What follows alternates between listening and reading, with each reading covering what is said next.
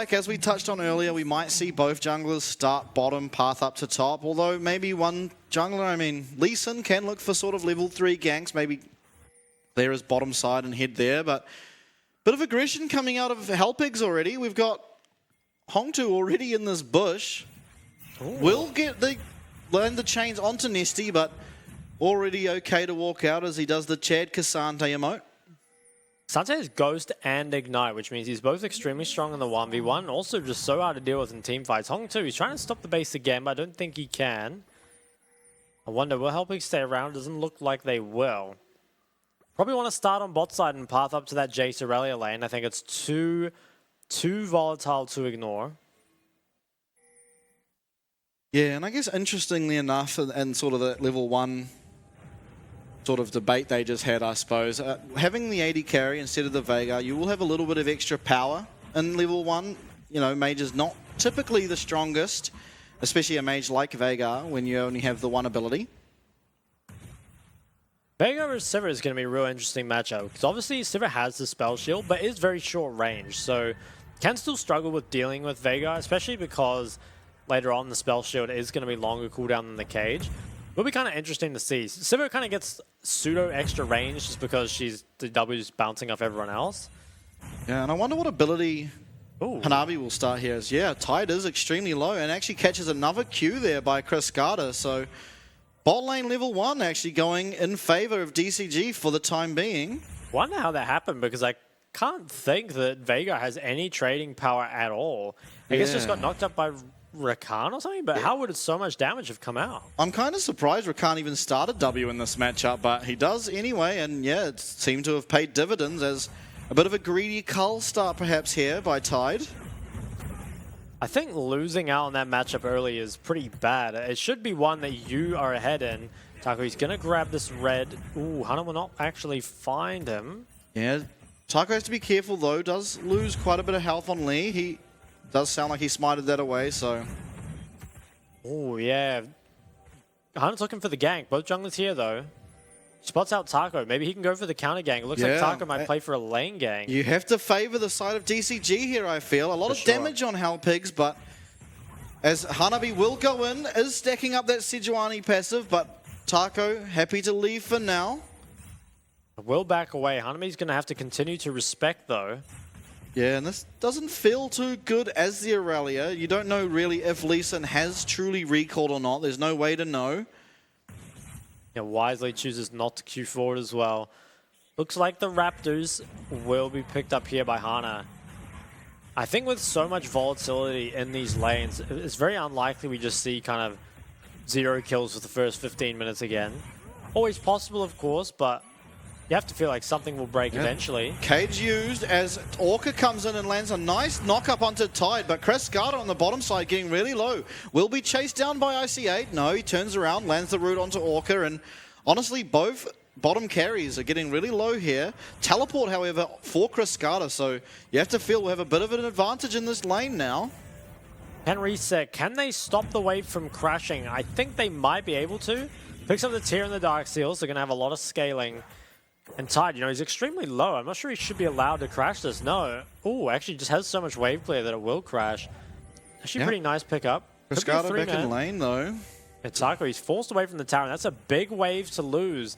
Helpix are bringing up their mid jungle, so they want to contest this. I think this is a 3v3 that goes the way of DCG, though. Yeah, but maybe use of that tower can sort of change things. We'll have to see. Taco getting engaged on real early, stunned up, and will go into tell Hanabi. First blood to that Cassante. Taco now will also be stunned up, and we're really seeing the power of Sejuani in this. Knockup will land onto Hongtu. And I feel like maybe they look again. Taco flashing forward is interesting. Teleport now committed from the other Taco, and can they get out? Hanabi looks like he will be going down. Well, Cassante is actually able to pick up that kill. Nesty does find one. Actually, Hana does. And now Orca is up here too. So 4 members from DCG, 5 minutes into the game, will find 2 kills. Hanabi does get traded, however, but definitely favoring the side of DCG. Bot finding as well. Cascada's in trouble. Yeah, Cascada extremely low here. Will look like he goes down. And I mean, luckily for him, his wave's in an okay position. But with Sivir's wave clear, it could be troublesome now. That's Yeah, very interesting. Just lots of fighting all across the board. It is DCG that are about 1k gold ahead after all that. And I think pretty importantly, Nesty, now 2-0, are going to be extremely hard to deal with. Initial play here, I think if Taco had waited a bit longer, maybe could have gone okay. But was extremely low before his team managed to actually get here in time. Yeah, we started the fight off basically dead. And then the side of Hellpigs, they don't quite have enough damage, so they just end up having to kite it out. There's kind of a timer here, though, where Nautilus is on the way, much quicker than Rakan. Actually, re-engage there from Taco was pretty nice, just to kind of get them interested, you know, keep them staying around. Hanabi went down on the side here. The chain missed, so it was actually extremely close. Hanabi was very close to killing them, but clutch CC coming out of IC8 does barely go down. One auto away, and... Yeah, and then over here, Taco, he TP'd back in and instantly died again, so... I mean, the gold's in interesting places, right? There's Jace extremely far behind. At the same time, Sivir and Silas get scaled ahead very early. And then on the side of DCG, your beefy tanks that are now ahead, which is maybe not good for scaling in the long term, but it makes fighting in the short term, you know, extremely favorable. Yeah, and to be honest, the side of Hellpigs, basically, I mean, they have Silas solo AP, and he is going to go the Rod of Ages build, so he won't actually be offering too much damage for a long time. So I feel like the value of gold on tanks this game has gone up a little bit due to the fact there is only the solo AP Silas. Yeah, I could definitely see that. I think the big loss of this really is Taco on the Jace. Yeah. Feels like this is a matchup that if you fall behind it, it can become extremely tough. And it looks like he might even be pressured even more. Hold on, Orca getting very low down in the bottom lane. We do see Sivir ghosting and flash forward, and that looks like maybe another 2 kills going over to Tide. Can Kriskata find Ice yet? He will, but he will also be going down. So really looking at Tide for this, as we now see fighting happening mid. Glacial Prison used by Hong2. Will get stunned up, however, and a double knock-up. Huge there by Nesty. Will find one. Can they get Taco 2? It looks like they will. And another double kill to Nesty. Does he go down? No. Really smartly, he changes back to the non-all-out and manages to live because of the extra armor. What is that champ? And also, what is this game? We've now got a 4-0 Cassante and a 3-0 Sivir. This game is going to be absolutely insane. Taco... Oh, okay, let's go straight into the replay. So this is interesting because I think DCG, they're farming fine bot side and it's fine, but they're the ones that actually looked for the trade. The W missed, then Orca took so much damage. Tide having the Ghost can always chase this down. And then Kriskata, he was forced to use Flash to get this 1-for-1. But obviously that does mean that now he's kind of just dead anyway. I think he might have been dead either way. Like Sivir with the Ghost could just chase him down. So getting a 1-for-1 is better than nothing. This Herald, I think, yeah, was secured by DCG, which can be very scary for Taco on the Jace because top lane at pretty much any point could just explode. Look at Nesty's items. Oh, wow. This champion, man. I mean, obviously, first item it will be, I guess, Jaksho this game? Yeah. I guess. And then we'll follow up with the Gargoyles, but I don't know. I don't think I've ever seen this in anyone's inventory, so it'd be quite interesting. But it makes sense on the champ. You get both AD, well, you get AD, sorry, when you go all out, and a lot of resistances, which you do enjoy, but yeah, interesting. It is pretty crazy, especially when you've got that Sejuani as well, right? We saw in that mid 2v2, neither of them take any damage, and there is just so much CC. Look at Hong2's items as well. Like, he's only just got the Catalyst and the Amp Tome. He's so far away from a Rod of Ages. Feels like this game might just come down to kind of the tanks of DCG up against Tide Sivir. Yeah, but honestly, if you want anyone on the side of Hellpigs to have gold, it is Sivir. I mean, tanks can dive you, but not great at sieging. And honestly, the whole team comp of DCG, not really good for sieging. And Sivir will just immediately clear any wave she's nearby, whether it's super minions, Baron minions, or otherwise. She's kind of the lawnmower of the Rift. And I think as well, we were talking about Sivir, but also Tide, right? I think Tide is an extremely consistent carry for Hellpigs.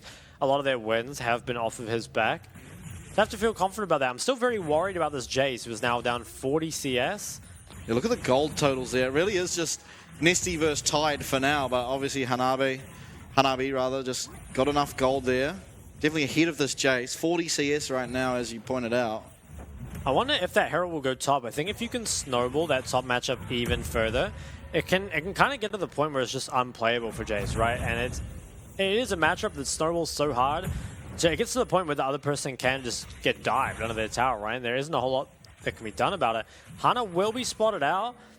At the same time, though, I think your top 2v2 is too weak to actually counter. You can be around to kind of slow down the Herald. Icy is here, though. Blast Cone available. Taco will lose almost all of his health. In fact, does go down. And now we're seeing top. Does Hanabi have ult? Does have ult. So Taco has to be really careful here. I think he will have to flash from it, but won't. Aurelia can reset now. Does get one. Will he pick up the kill? I think you give it to him, and you do. Rift Herald available too. Will they choose to use it? Not looking like it. I feel like he should. Maybe just want to keep the tower up and keep bullying the Jace. Certainly have the option to. I think DCG, they're definitely running away with this game. It's really up to Tide Sivir to kind of bring in a 1v9 because everywhere else is starting to go extremely badly for them. And I don't think they have the luxury of scaling, right? It is just Tide Sivir, which admittedly scales very well.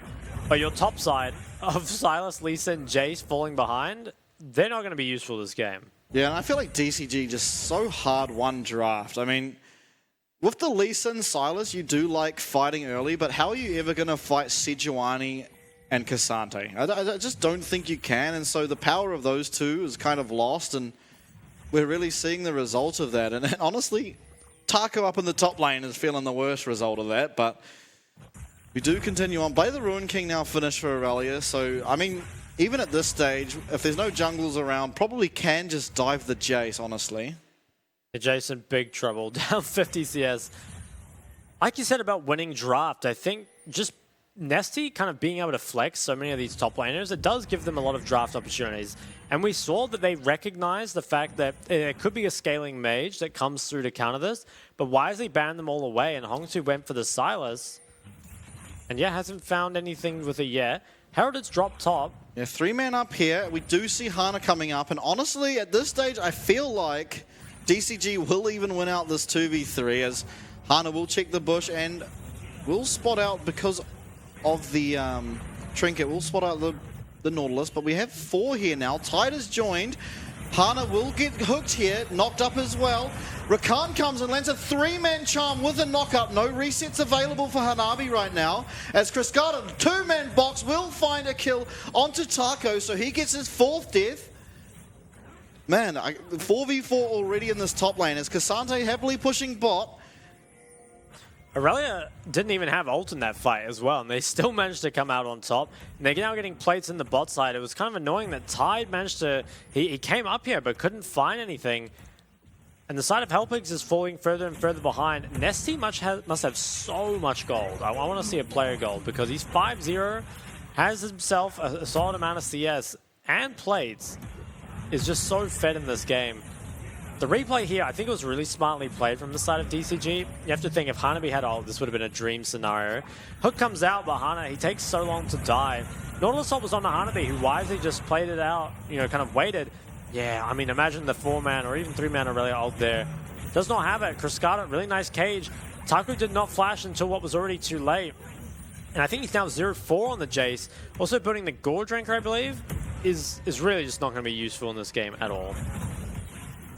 Certainly won't be, as he is about to go down now to Hanabi in the top lane. It is a solo kill there, and it will turn into a turret, you have to believe, as Tide trying to take everything off this rift for himself. And, I mean, that's pretty much all they have left now is that server. I mean, at this stage, Lee Sin's never going to have an effect in this game. Potentially a kick, but so many tanky members on DCG. Who do you really kick here? I feel like Aurelia is the squishiest person to target, ironically.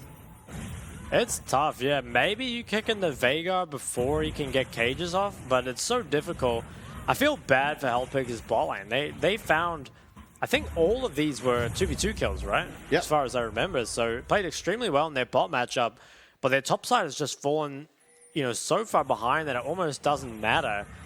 If you're tied though, 3-0, hey, if you can put up a 1v9 performance here, you can 1v9 any game. That's it's looking right. pretty doomed. This is the kind of game that it feels like even Wako wouldn't be able to pull back, but maybe that's blasphemy. Yeah, don't go that far. Wako is our king. Second Dragon looks like it can be started up here from the side of DCG. Not the earliest, but they don't really need to worry about, you know, kind of counteracting the scaling win condition anyway. You can kind of play this game at whatever pace they see fit. I think importantly though, breaking this mid tower is going to be really tough. Both heralds have been used, and it is very difficult, especially against a fed Sivir, to ever take this mid tower. So might instead put the focus towards the side lanes. I think both side lanes are very killable on the side of Hellpigs. Could try dive this Sivir, but it's just so hard. She just deletes the wave. Sending 3 up here to Hanabi, and I mean, he is vulnerable now that you know the bot and jungle and mid are all bot side, but Hanabi respecting it, not willing to give over that shutdown, and honestly, with how far behind Jace is, starving him out of any gold is exactly what you need to do. Nesty will be picking up this bottom tower as well by the looks of things, as the rest of DCG head mid. They do. I wonder, can you bring your side laners mid or not? I think if you have enough threat on a Sivir and can force her away from the tower, that's a really big win. I'm just not sure it'll ever happen though, because Sivir has Flash and the Ghost, also has all those stuns, or sorry, has the spell shield as well.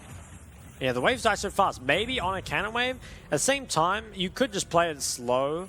Try. Ooh, Cage connects. Yeah, good nice chunk onto Tide. He will be okay. Honey Fruit right there, but well found by Chris Carter to just find a little bit of pressure there, and it does feel like this game you aren't really going to be pushing against the Sivir, probably going to play through Aurelia and Cassante. I mean, Cassante especially looks indestructible right now. Is very, very strong, yeah. I think Tide kind of needs like 3, maybe even 4 items to carry this game, which is still a long time away, and you feel like this next dragon in 3 more minutes, I want to say Hellpigs should probably give this one up. I don't think they're going to be able to contest it.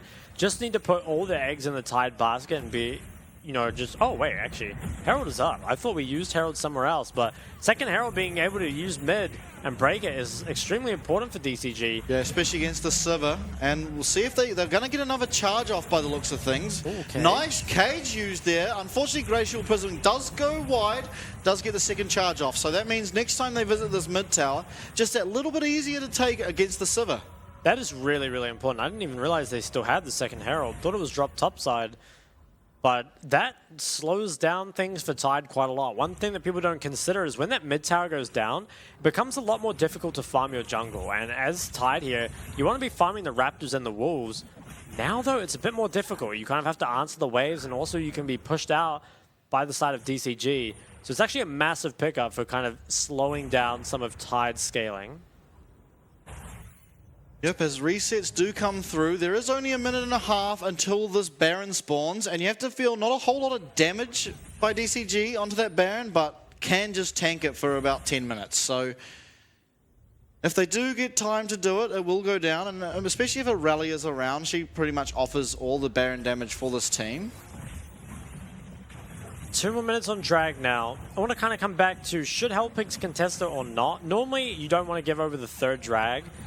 But I think in this situation you probably should, just because Tide's not strong enough to 1v9, and there is no way your top side can contest. So I think potentially this is going to be crazy, but I think maybe even give over the Dragon Soul completely.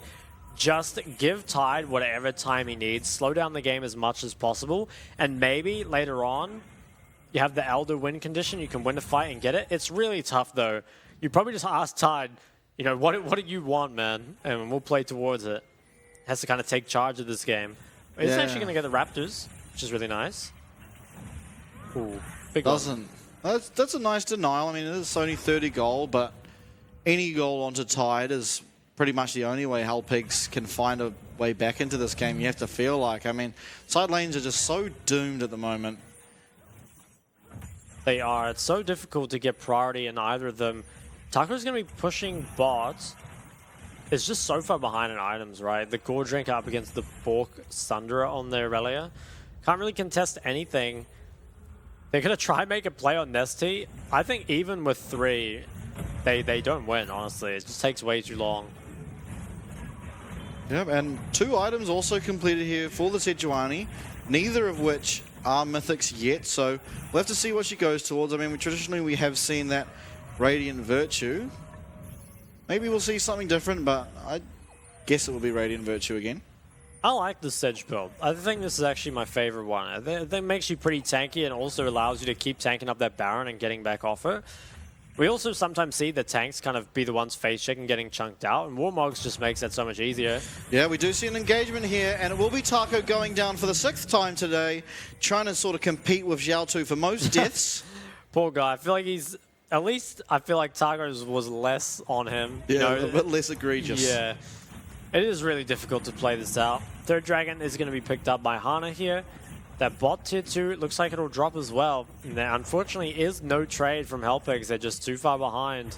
I guess the trade is more time for Tide to scale. He does have the 2 items. I feel like he might need LDR and BT to even play though. Yeah, I'm kind of curious about the Navori on Sivir. I guess it gives you the cooldown and that's why you're building it, but wonder if there's more damage to be done if you do get that IE. I think just permanently having W up is probably the best, but... Yeah, clearing minion waves, because that's basically his job at the moment. Wave is going to get pushed in here by Cascada. I wonder, will DCG look to try do Baron at any point, or are they just going to play for the 4th drag? Because I think the 4th drag is certainly the kind of straightforward thing here. Feel like good teams, though, do kind of extend their lead a little more, try and take full control of this top jungle. Even look to start up that Baron.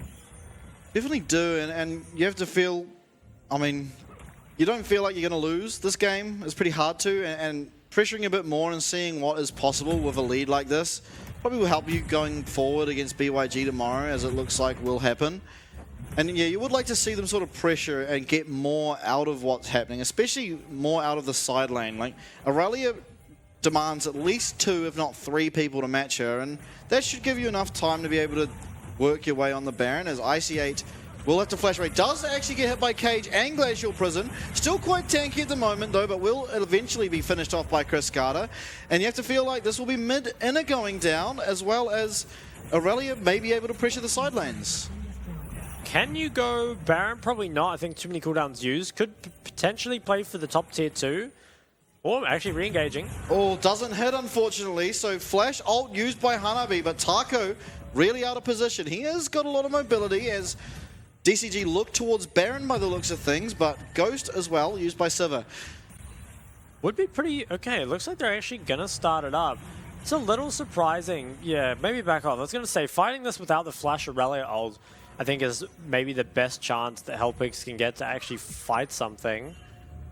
So they're just going to, look for re-engage. Nesty on the back line will land a stun. Charm lockup only onto Taco for now, but what will happen? We see a hook landed here onto Nesty. He has to be careful. He has a big shutdown. They will disengage for now as Hanabi's looking on the side. Does use a damage reduction. Kick used by Lee Sin. Can Hanabi escape? For now he does, as Cascada finishes off Lee Sin from about half health with that Veigar ult. Tide was doing so much damage in that fight, but it just isn't enough. I feel like if his top side was even somewhat competitive in this game, Tide could 1v9 this to a victory. But they're just so far behind. A combined 0, 10, and 1 on your top jungle. Certainly not the score you want to see when you press tab. I say it has no flash. Yeah, Hana finding a lot of damage, and honestly, this Sejuani getting so much damage done, still not going for a mythic. Picked up the Bramble Vest, so a little bit of healing reduction, and I don't hate it, definitely against the Silas and 2 Gourd Drinker builders. It's nice to have a bit of that healing reduction. Baron will be picked up here, nice and simple, and with this, can you pressure anything else? I feel like whatever lane Sivir's in, the minion wave will probably be deleted regardless, but Aurelia especially should be able to find some damage onto towers. I think normally when you get Baron, you can only play 2 lanes, but I think I have the potential maybe here from DCG to play 3. Both their side laners are incredibly ahead, so it's difficult to engage on them. And then in the mid lane, if you put Veigar and Rakan together, that's also pretty hard to engage on, and that could allow you to actually siege this base down, use those Baron waves, and kind of keep everything away from Sivir. Obviously, yeah, the one lane that Sivir is in is going to be extremely hard to siege. Is building towards that LDR on Tide. Will not have it, though, for this next Dragon fight.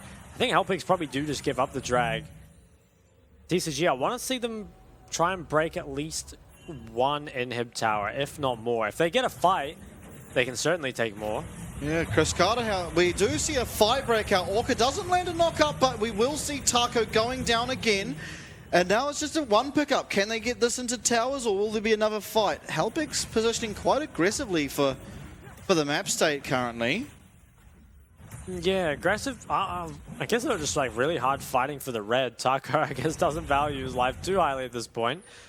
Only playing 2 lanes, but after getting the pick and Tide not having sums currently, I think you should be able to break at least 1 lane, if not both. Still have a long time on this Baron and shouldn't feel pressured to go back towards the Dragon yet. I see looking, doesn't land the hook, and he will get caged up. So 2 caught in that cage. Will they find Hongtu as well?